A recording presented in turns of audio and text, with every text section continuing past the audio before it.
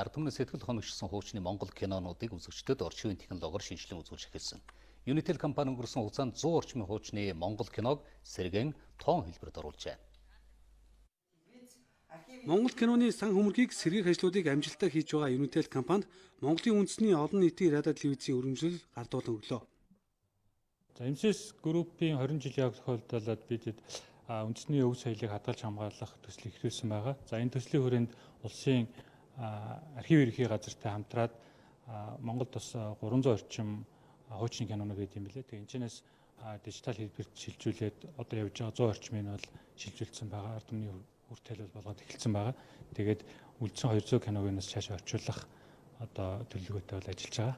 Ажлын дүн бол их үр дүнтэй байгаа. Цааш тэнийг улам үр дүнтэй болгох, олон нийтэд хүрэх энэ чиглэлээр бас үндэсний олон нийтийн радио телевизтэйгээ энэ вижн архив ерхий газар бас хамтарч ажиллахаар ярилцж байна.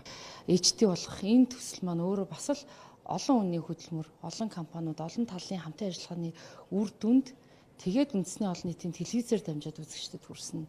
Үнэхээр сайшаалтай. Үзэгчид өөрсдийнхөө ээж аавын үеийн, эмээ өвөгийн үеийн үзэж өсөж сурсан. Өөрсдөө бага насндаа үзчихсэн энэ кинонуудаа хамгийн сүүлийн форматаар үзэж байгаа. Энэ завшааныг олгосон энэ гурван талын хамтын ажиллагаанд үзэгчдийн нэрийн өмнөөс үндэсний олон нийтийн телевиз талархал илэрхийлж байгаа маа.